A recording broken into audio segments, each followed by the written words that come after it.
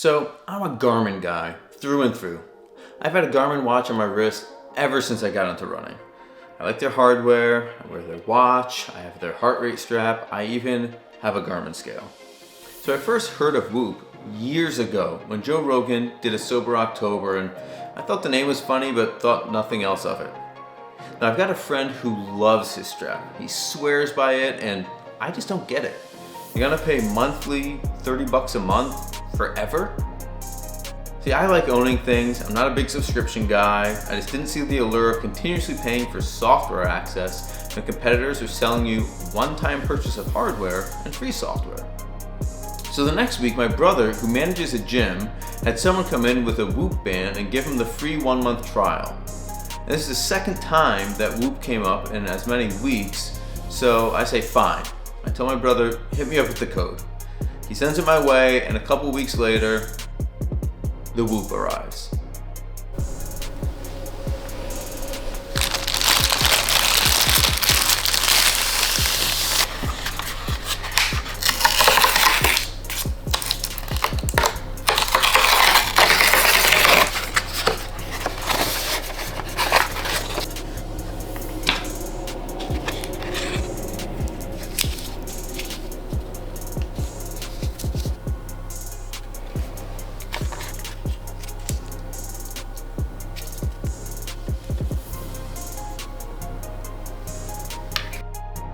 So I'm going to review my own experience with the Whoop strap, what I liked and disliked about the entire experience, as well as the surprising area where I feel this tracker really shines, even when compared to my precious Garmin.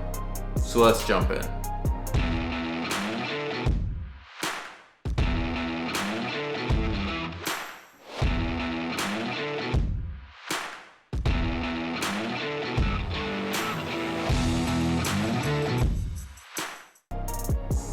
Let's start with the actual hardware. The band and tracker themselves are pretty plain. The band is nylon, has some grip strips inside. Found it pretty stretchy at first, but once I washed it a few times, it doesn't seem to stretch quite as much.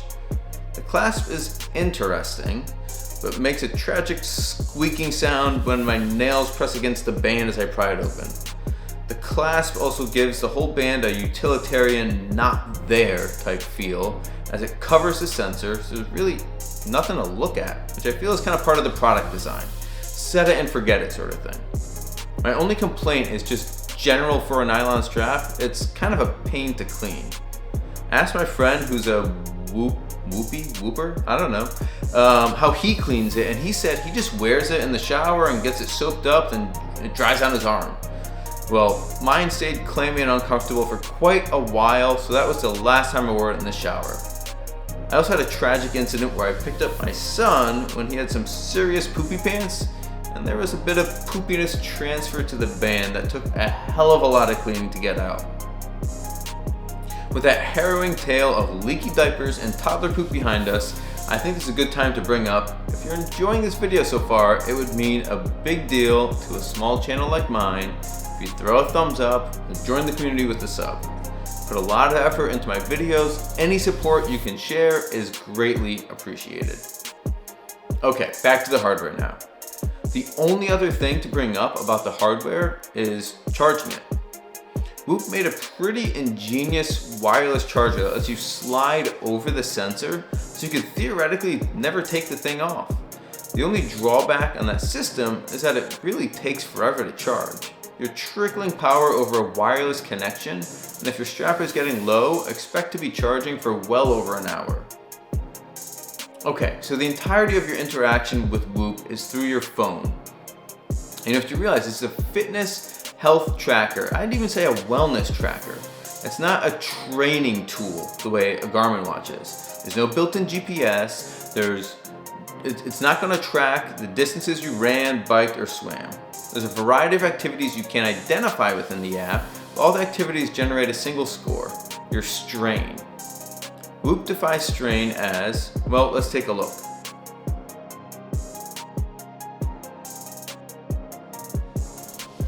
So your strain is offset by your recovery. Recovery is driven by sleep, but also by restfulness of your day and other lifestyle factors.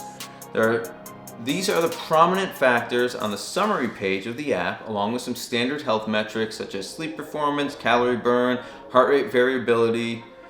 Now, moving on to sleep, you can get some more in-depth information, although I often thought it didn't quite add up. I would get high recovery scores, sleep a lot, at least for me, and still the app suggests I should be spending around 10 hours sleeping every night. So moving on to the recovery tab, you get a full score that is supported by some more variables below, like heart rate variability, resting heart rate, respiratory rate, and some more. Now finally, there's a strain page which tracks your activities, calories burned, and average heart rate. You can start activities from within the app, but I would often be exercising without my phone, so when I go on runs or anything like that, it did a pretty good job detecting when I would be in an activity, if it was running particularly. Give or take a few minutes of start or stop time, I thought it did a pretty good job. Although oftentimes it did blend one activity after another, understandably not being able to differentiate them. So as an example, if I ran for 30 minutes and lifted right afterwards, it often just kind of lumped the activities together and let me do some editing afterwards to kind of clean it up. Now, there's also an offering of strength training activities you can select from with some ability to track weights, reps, and sets. Now, moving on to the coaching tab. Here you get a suggested amount of strain to go after for the day, and it gives you a little blurb as to why you should do that. And the final tab is Insights. This is where those lifestyle factors I mentioned earlier come in. Those lifestyle factors are tracked in the form of daily journaling and you selecting your own tracking points. You can select anything from alcohol intake to taking a multivitamin to giving yourself a little extra attention. Now, once you've answered yes or no over 5 times of each, then Whoop will let you know the impact of doing or not doing whatever it is you've been tracking. So apparently me looking at my phone each night increases my recovery by 5%. So yeah, I guess be sure to use your phone in bed. Also, it seems like taking creatine has a negative impact on my recovery. I would guess it's just because I take it on days when I'm lifting or hit a hard running workout, so I don't recover as easily on those days. It does call into question how accurate some of these insights are, but there are some more obvious ones. I mean, you can see when I drink alcohol, it reduces recovery by 10%. Now the final tab is Community. This is where you can join groups to see how others stack up against you. I can see that being pretty fun when you do it with friends, but being as I don't have any friends, I just joined whatever Whoop suggested and it didn't do much for me. Now, there is a lot offered by Whoop, and I think they know they need to continuously offer content, insights, and keep throwing notifications on your phone to stay front of mind. If you're continuously paying, you want to feel that you keep getting some value out of the service, because that is definitely what you're getting with Whoop, a health tracking service. I mean, the tracker itself is pretty cheap, and I mean, they send it to you for free. So let's start to wrap this up. Some of the positives of the Whoop experience are the app is modern and the layout of information is natural. I would think that that's the case since the app is the entire interaction with the product. The app is focused on a holistic approach to health and wellness. On the other hand, something like the Garmin app has some of these features, but I feel the focus there is on sports and dedicated workouts or other sort of exercise activities. I mean, with the Whoop, you can journal each day if you've spent time outdoors or connected with friends and family. The hardware is much lighter, it's easier to forget you're wearing it, and the charging setup is clever, although as I said, it does have some drawbacks. So the negatives of the Whoop would be you're continuously paying for their service. You can export your data as a bunch of CSV files, so you do in some respect own your data, but I don't know what you're going to do with it after that. Now, you're wearing something on your wrist and it's not a watch, so if you wear a watch, then you start looking a little silly. If you're a runner, do some form of outdoor endurance sport, you need to bring another tracking device if you want to have any sort of GPS tracking. The charging takes a while. I know I just said it was a positive, but I did mention there's some negatives to it. It's my review, damn it. I both appreciated and disliked the charging feature, okay? So who's the Whoop strap for? I think it's for someone who's focused on their general health and fitness and wants to be mindful of making healthy decisions throughout the day.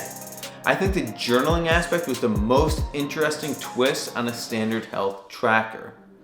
The Whoop would also be good for someone who does a lot of their exercising in a gym or taking fitness classes or on a cardio machine, something like that where the lack of GPS doesn't matter. So that friend I mentioned that really loves it, he lifts at the gym and he does Brazilian Jiu-Jitsu. He could care less about the lack of GPS. I also think it would be a great wellness and fitness tracker for people that like and appreciate actual watches.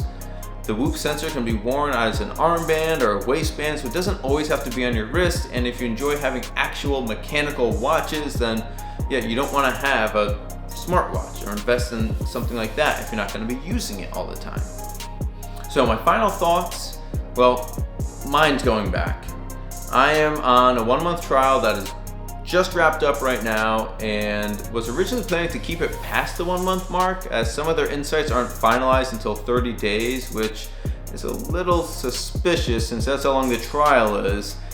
But when I checked my subscription, I saw I was set to pay for a full year in advance. So I moved to the monthly payment option, but when I read the fine print, I was still signing up for an entire year. I was just doing more expensive monthly payments. So yeah, someone that isn't a huge fan of subscriptions, a 1-year commitment just wasn't for me.